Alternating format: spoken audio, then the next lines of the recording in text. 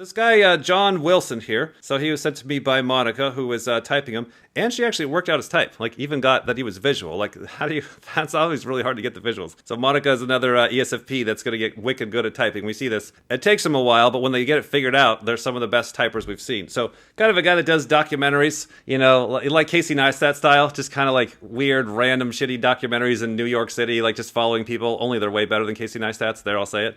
And, you know, he's been on Netflix and stuff like that and HBO. And so he's a real guy. Now, he's a number 4. And so he's very like non-assuming. He's like, what? I just want to specialize. I just want to be a filmmaker. And, you know, I happen to like people. Now, he's not the most people-y type. He's a mope and he's visual. It's not like a super, you know, people person type. This is what I see with like the specialists. It's like, he's got a press hat.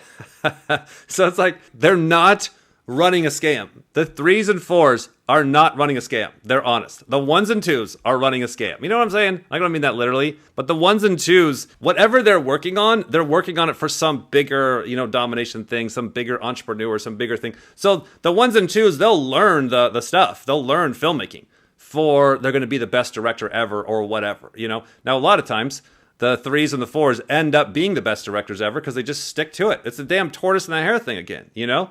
When you know what to look for, you can really see it as you watch this guy. Like he really, really thoroughly believes in building a big product. And then when he gets on HBO and all that, when he becomes the guy, he's like, right? And you'll see that in these clips here. And in the clips here, you'll watch this... the fucking, like, somebody with all the backward functions, like the way that they process information, right? So... like, if you give a camera to me or Casey Neistat, it's just like SE slap. Like, I don't know, this. And we just take all that and be like, well, let me put all the red cars together. And let me put all the old ladies together. Let me put all the taxi cab fights together. So we just quickly, like, categorize things. They're simple, you know? But the NESI, you know, no matter what function order you have it in, you know, even if those are on the poles and stuff, it's a weird, like, the spider things where it's like the dot and then all the arrows that go out to another dot, then all the arrows that go out to another. You know what I'm saying? Do I have an image for that? And it's a very spider webby kind of way of looking at things. These first clips, watch as he's talking. You're going to hear words like anxiety, solve problems, Google it, different ways, society, abstract, can't predict, constant evolving. What's the role of the writer's room on this show? I'm constantly jotting down little ideas and things that give me intense anxiety or something perplexing that like a problem I don't really know how to solve. And even when I Google it, it doesn't really come up with a very satisfying answer. So I kind of like bring a lot of these things to the writer's room. And then we just have these really long conversations about each topic and try to take them to their logical conclusions and see like how many different ways this is represented in society in like, you know, in the most abstract or literal ways, because so much of the rewriting has to happen in the edit because we're now writing to these shots that we never could have predicted that we would have. And they're always so much better than the stuff that we like kind of roughly conceived. It's just this process that is constantly evolving. All right, are you seeing his type? Are you seeing his functions, like talking, like all this weird? Okay, so if I'm walking down New York and I see a guy in a Spider-Man outfit, I'm like, that's really cool. And then I'm like, okay, so let's categorize all the other people that are walking around in some kind of costume. Boom, done. Like it's just simple, consume last, SENI, we're out of here, right? This guy's like walking around New York going, all right, how do I deal with all this data? This is giving me a lot of anxiety. What's the pathway? How do I make sense of this? How do I connect it? What's the conclusion? It's constantly changing. We get a plan, then we change it again. It's like, that's the NESI coins.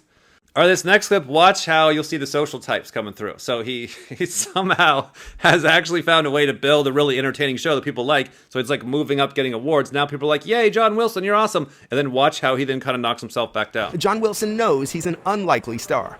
He says he was as surprised as anyone when his own unassuming persona caught on. I was at a restaurant right after the show premiered, and someone asked me if anyone had ever told me that I look like John Wilson, which was really strange to me because they assumed that I knew who that was.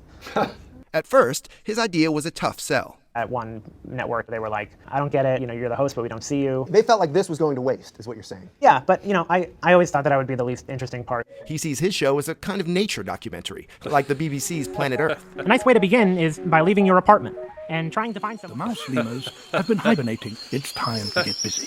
You're the David Attenborough telling viewers what they're seeing? I think that might be insulting to David Attenborough.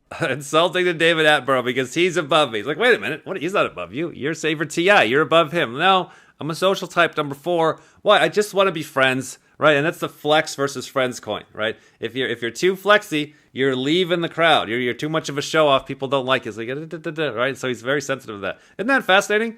Some of the prankster people on TikTok or YouTube or whatever, well, they'll have a bunch of cash in their pocket and they'll go up to like a homeless person and be like, hey, can I have $1? And the homeless person's like, what the hell's going on? And they're like, yeah, sorry, I don't have any food. And like, and then the homeless person like is like, well, all I have is 50 cents, but here you can have that. And then they're like, wow, you're so loving. And then they give the person cash. You know, you've seen these things, and it's like that. It's like that is friendship at the top. Like there's no strings attached. It's like, well, I'll do that for you as long as you get my responsibility done with me. That's the twos. I'll be your friend, but strings attached. We got to do the responsibility first. As long as you work in the same business, you know, you and I will be friends. And the threes are like, oh, you got to help me with my specialize and help me be the best at this job, and then we'll be friends. And the ones have a whole long list. You do all this stuff, and then we'll be friends. The fours like, nope, I'll just be your friend right now. Spend a lot of time with my landlord.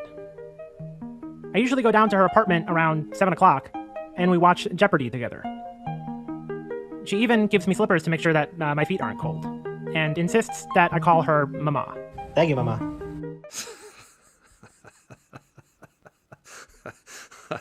What the hell?